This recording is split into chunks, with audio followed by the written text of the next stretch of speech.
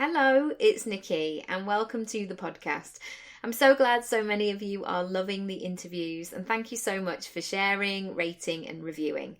I so appreciate it. Anyway, I wanted to continue the conversation of success. So often we hear the extremes, don't we, of rags to riches, homeless to billionaire, sleeping on a random sofa to a blinged up palace. But what about the in-between bits? I know personally I have had many. How do you get from A to Z? But also, how do you get from A to B or F to M? In these mini episodes, I want to provide questions to ponder, ideas that might spark a brainstorm, or raise topics that might be a little bit uncomfortable in the moment, but they will support you to go to the next level of your business. As always, please come over to social media at Nikki Raby, and I'd love to hear your thoughts and breakthroughs. Hello, in today's episode, I'm talking about progress. And if you haven't guessed already, if you've listened to the podcast for a while, you may have gathered that I am hugely ambitious. I have lots of things that I want to do in this big, beautiful life. Before I work with a new client, I always ask, what do they want? I love to hear the detail of that vision and what it looks like and what it feels like and how they will know when they've got there. It's really important to me to be useful and to provide my clients with support to help them get the results that they actually want. So the thing is, I'm never short of ideas, solutions, possibilities, and big dreams, all of which I'm extremely grateful for. However, I've noticed recently that I really need to stop and enjoy the journey, as that is equally nourishing and nurturing. Do you ever find that when you're in striving mode, it's very purposeful? However, sometimes you're doing the task to simply get it done and to be able to tick it off your list. You know what it feels like when you're at the other end of that? You get that rather cold text from a friend who says, we really should meet up as we haven't seen each other for ages. And you're given 2 dates, both with a window of an hour. The tone feels congested, frosty and perfunctory. It certainly doesn't include space for opportunity, insight, and hey, why not let's get another drink? I set my goals for this year, last year, in November 2017. I didn't do that usual thing of waking up on January the 1st, hungover, full of rich food and a foggy head, and panicked and thought, I don't know what I'm doing with my life. I got in early so I could tweak. And they were big, bold, audacious goals. And of course, that equally excited me and terrified me. Some had a ready-made plan in my head. I knew the action steps and what I needed to do. And some, I had no idea how to start. And as I record this in October 2018, some are yet to begin. And some have surpassed my expectations and slightly blown my mind. And I'm talking about this podcast as being one of those. Lovely listeners, thank you as always for your support. You probably know the situation well. Too much to do, too little time. So, in today's episode, I want to help you to get back in the flow of progress, to show you and encourage you to see what is actually going on around you, that you are moving and shaking, that things are going in the right direction. And the parts that aren't, or feel sticky, hard, or tricky, it may be time to draw a line under them, or explore further as there may be a block there. Last week, my lovely friend Nat sent me a voucher for Waterstones as a thank you. Nat features on episode 2 if you want to find out more about her brand Power Thoughts. Let's be honest, I have a stack of books keeping my bedside table warm, so I ventured into the stationery section, which for me is never difficult. You can check out the picture over on Instagram at Nikki Raby. I came away with the most beautiful notebook. Firm, lined paper. Ooh, the cover is sturdy but not too rigid. and the size allows plenty of scribbles. Being in business can feel relentless sometimes, a constant chug, chug, chug, and at times unforgiving and unrewarding. I often get in a bit of a funk as the seasons change, and self-awareness is key, my friends, and I now know my own signs. So I know I need to keep enjoying the process and tracking my progress, because it's all coming, all in good time. And everything you want is coming to you too. There's a lot of chat about journaling, but sometimes it can seem like another task or a job. And besides, what do you journal on? What do you write? How do you start? How long should you write for? Sometimes I just need to be told the rules, man. But the thing is, there's no rules. Writing stuff down really helps me become clearer in my head, but I like to have a prompt. Also, talking into my phone as a voice note is very cleansing.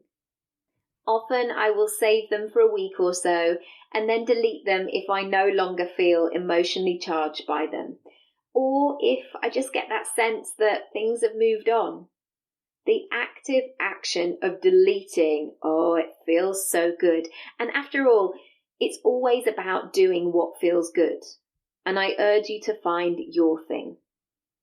I thought it might be useful to share some prompts that I've been working with. Some you may absolutely love, some you may be confused by, some are just not relevant, and some just won't be for you. And all of this is fine. Please use your own terminology and way of working. Okay, so this is what I've been doing. The first page, this is about the visions and the goals. Or I prefer the title of I am welcoming, ... Here I've written my big goals and the stuff that I'm currently working on. The book is going to be with me every day, so it's lovely to open that first page and have that constant reminder of what is cooking in the pot. Next, I am so lucky because ... Big or small, significant or insignificant, I capture all those feelings of gratitude. I notice my surroundings. Some privileges others may take for granted. I can't expect great things if I'm not fully soaking up the greatness of my reality right now. Next, everyday joy. My friend Tamu talks about this, episode 53, if you want to hear her episode. Sometimes there's an expectation that we can only have joy in the future, and that can cause all kinds of frustration. We want it now, like right now, just like Veruca Salt. In this section of Everyday Joy, I capture lovely daily moments. Something funny my son said, a great unexpected moment, some almighty meal that knocked my socks off, a gorgeous sunrise or sunset. Basically, that stuff that makes me feel good. Next, signs from the universe. And you can put whatever you like here. Universe may not be your word. These are the little breadcrumbs that things are happening and things are on their way. That I am in the game. And this could be an email back saying, yes, we think you're great, but not right now. Or someone reaching out to say that I'd moved them. This podcast actually blows my mind that it's reaching so far and wide. Basically, this section is to help you remain resilient, strong, open, creative, and in the energy of momentum, rather than panic, self-doubt, loss of confidence, all those icky feelings. Moving on to superpower strengths. What can you do with your eyes closed, and what have you also overcome? Sometimes when we're in that moment of, it's just so hard, come on, please, just help me out here, or I just feel like shit. I want you to remember that you've overcome stuff before. I know you have. Some of it may be locked away in a part of your brain, but allow yourself to go there for just a second. Next, sharing kindness and being the change I want to see in the world. Actually, in this world, being the best version of myself is key. And this shouldn't just happen when I become a 7-figure business owner. It happens now. It doesn't have to be an Elton John style bouquet of flowers. In fact, it could just be a phone call to check in on somebody or just share somebody's work. Just sending out a little bit of love is all good. My new normal. Remember you 5 years ago.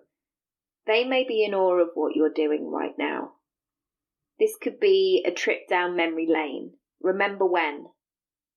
I want you to notice what shifts, up levels, changes and shake-ups you've made. Check in with how you operate right now. Notice your skills. You've come a long way, baby. Or perhaps you need to check in with that old version of you and borrow some of her sass, determination, inner wisdom, playfulness, confidence. It can work both ways, and the old version and the new version can help each other out. Money incoming.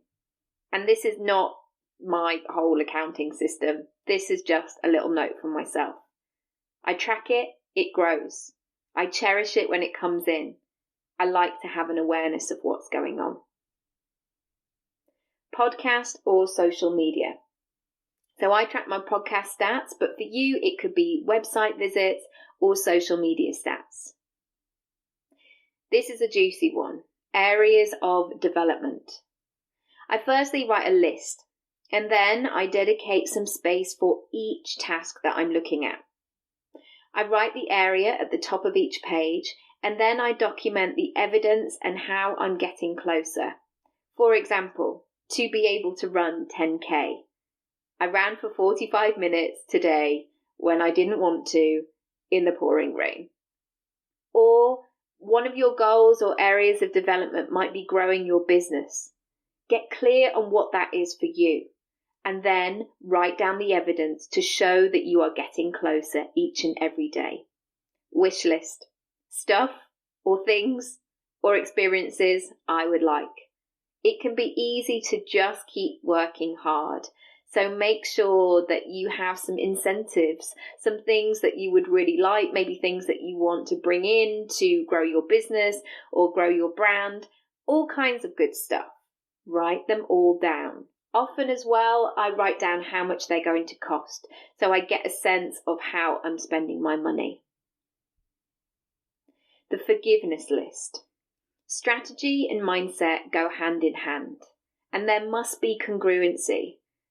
Often, for example, we say that we want to be rich, but parts of us are not all in, so therefore we don't make the progress we want. I want you to check in with your old beliefs. This exercise works really well when I'm struggling with something, when I have to get out of a situation or shake things up. I forgive the old me who didn't know better and just made the right decision at the time. I know, deep stuff, eh? But do you see, when you clear up the path, you allow the space to welcome new opportunities.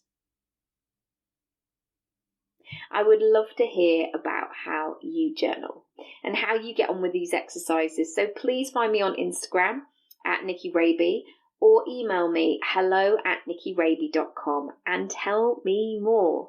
And also, if you haven't signed up to my free weekly magazine, please do so. You can find it nikkiraby.com/magazine, and it arrives in inboxes on a Monday. And finally, if you want some help to build momentum, to actually get closer to what it is that you want before the end of the year and beyond, I have a few strategy days available, and these are available as whole days and half days as well. And you can apply at nikkiraby.com/coaching. Happy journaling. I hope you enjoy the scribbling.